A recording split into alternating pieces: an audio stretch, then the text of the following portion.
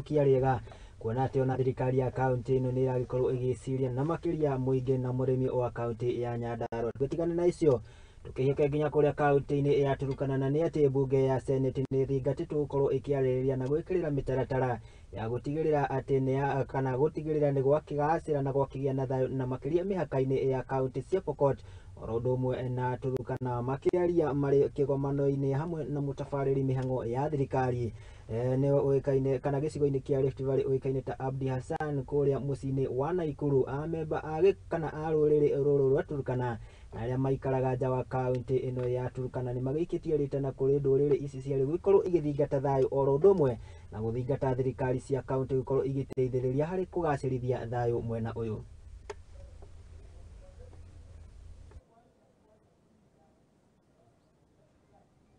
Mimi kwa majina naitwa Justus Sekeno. Mimi ni chairman ya Turkana Community Diaspora. Waturkana wote ambao wako nje ya Turkana County, mimi ni chairman yao. Juzi tumekuwa na IRC ambaye ni commissioner na vitu ambavyo tuliongea. Sisi kama Waturkana ambao tuko nje ya Turkana County, tuko na concern na mambo ya peace ambayo inafanyika kwa Turkana, West Pokot na Baringo na Elgeyo Marakwet, Samburu. Tunaona ya kuwa serikali imejaribu sana kwa mambo ya peace na tulikuja kushukuru RC kwa ile mpangilio ambayo imewekwa, lakini tunataka wajaribu sana kwa mambo ya West Pokot na Turkana, sababu kuna mali inaitwa Lami Nyeusi. Hapo ukiangalia ni ndani ya Turkana County, lakini unaona Pokot wanasosana nayo, wanasema ni area yao.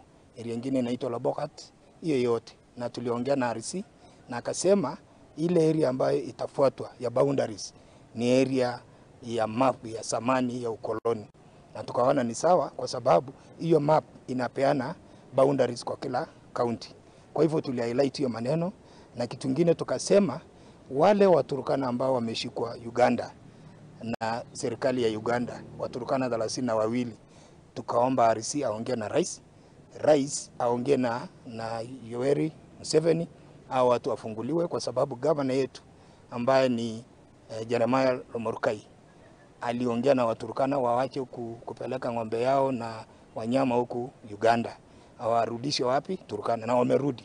Kwa hivyo tunaomba hiyo cordial relationship between parties, between Kenya and Uganda, rais ya Uganda awaachilia watu warudi so that tuwe na hiyo amani. Na tuliomba RC akasema ataongea na Kindiki na ataongea na rais ili hao watu waachiliwe. Hawa 32 wanasema walienda kugrace ndani ya Uganda, na kitu kingine wanasema ati waliparticipate kuua watu 9 huko Uganda, wale walikuwa wanaenda mambo ya peace sijui na nini.